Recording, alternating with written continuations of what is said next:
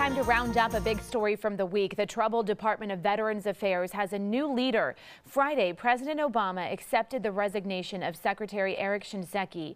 The four-star general stepped down amid a scandal about long wait times at VA hospitals and growing calls from Congress to either quit or be fired. The VA's Deputy Secretary, Sloan Gibson, will take Shinseki's place.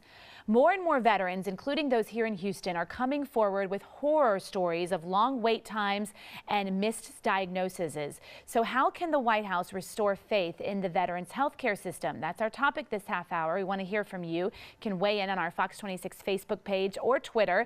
In our newsroom, we have our legal analyst, Chris Tritico, our news analyst, Mustafa Tamiz, and public policy analyst, Jackie Bally. So is General Shinseki's resignation enough, guys? I don't think so, and he had to go. I think he's probably telling the truth when he said that the troops were lying to him and he didn't know of the problems.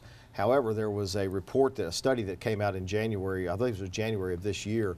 I'm sorry, 6 years ago, there was a report that came out that was discussing these very issues. And so there's been a failure from the top down on this. This is, Jackie Bally, a bureaucratic disaster, and it's an example of a bureaucracy run amok. Yes, very true. It's not a budgetary issue because their budget is one of the few agencies that has not been cut, and they always have carryover from their time before.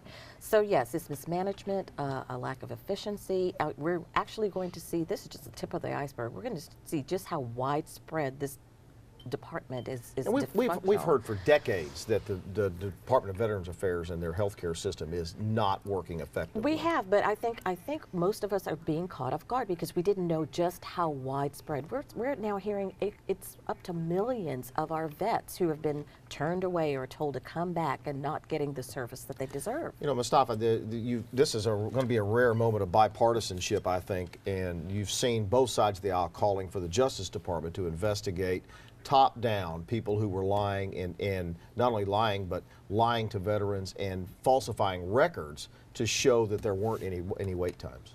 It'll be bipartisan, but it's bipartisan politically. I mean, we have cut the veterans budget over the years. We have never staffed it properly. We've never put enough money in that bureaucracy.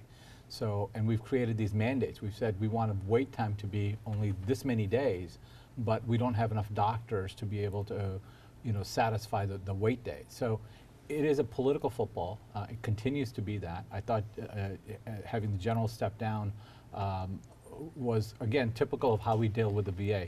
He should have stepped down maybe, but for the most part, if you look at a lot of the people that the Veterans Organization, they supported the general because he has been a war veteran. He's serviced our country in a very distinguished way. I think he's a great man, but he had to go. I mean, he just couldn't stay. Well, I think he couldn't stay politically, right? Like the right thing to do for the United States Congress to step down because they have underfunded the VA for years, knowingly putting mandates on them and knowing they didn't have enough resources. They have a $150 billion budget, and they've carried over from the last budgetary season $500 million of those dollars. 1/3 of those dollars is going and slated for health care. So if they were underfunded, they would not continue to carry those dollars over. All right, $150 billion. We'll come back and talk about that some more. I want to talk to Sally. She's got our social media.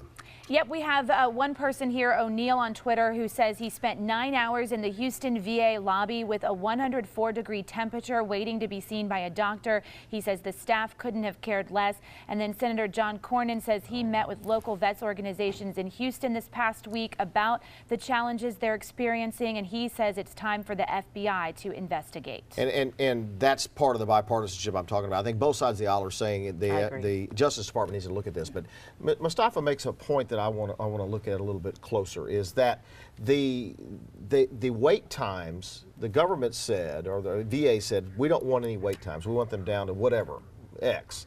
And instead of pointing out the fact that we don't have the manpower to make these wait times where you want them, they just lied about it. Wouldn't it have been better for them to say, I can't meet this goal because I don't have the doctors and the nurses and the staff to get this number of people in? It's not just that. It's just a lack of management skills and lack of efficiency.